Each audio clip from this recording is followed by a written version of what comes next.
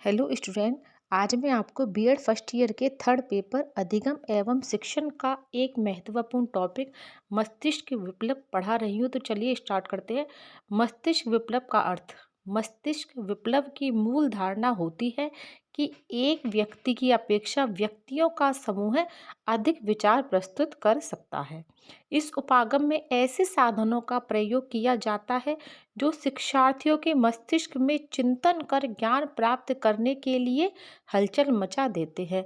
यह समस्या केंद्रित होती है। शिक्षार्थियों के समक्ष एक जटिल समस्या प्रस्तुत की जाती है जिस पर शिक्षार्थी समूह में बैठकर विचार विमर्श करते हैं, चिंतन करते हैं, विश्लेषण करते हैं और अंत में संश्लेषण के द्वारा उसका हल प्राप्त करने का प्रयास करते हैं। इसके पश्चात शिक्षार्थी ही शिक्षक के मार्गदर्शन में उसका मूल्यांकन करते हैं। शिक्षार्थियों द्वारा सामने आई समस्या के हल संबंधी विचारों को शिक्षक लगातार श्यामपट्ट पर लिखता है और अंत में ऐसे बिंदु पर पहुंच जाता है जिसे कि हम समस्या का हल कह सकते हैं।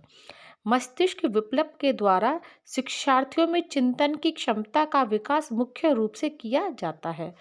अब हम देखते हैं मस्तिष्क विप्लव की विशेषताएं, जिसमें फर्स्ट है यह ज्ञानात्मक तथा भावात्मक उद्देश्यों की प्राप्ति में सहायक होती है। दूसरा है सामूहिक चिंतन तथा विचार विमर्श द्वारा अच्छे विचार सामने आते हैं। तीसरा है मस्तिष्क विप्लव सृजनात्मक क्षमताओं को बढ़ाती है। चौथा है यह स्वतंत्रता पूर्वक सोचकर निष्कर्ष को प्राप्त करना सिखाती है जो लोकतंत्रात्मक समाज के लिए अत्यंत लाभदायी है। पांचवा है यह मनोविज्ञान के सिद्धांतों पर आधारित है। छठा है यह शिक्षार्थियों को चिंतन तथा समस्या समाधान के क्षेत्र में उत्साहित करती है। सातवां है मस्तिष्क विप्लव के द्वारा शिक्षार्थियों में सामूहिकता की भावना का उदय होता है। अब आगे हम देखते हैं मस्तिष्क विप्लव की सीमाएं।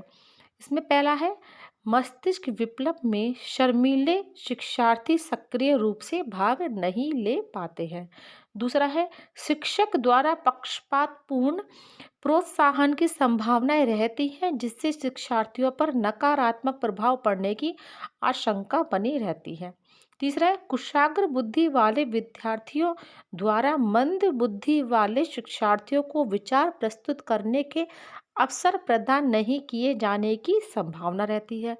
चौथा है मस्तिष्क विप्लव केवल उच्च स्तर की कक्षाओं में उपयोगी है।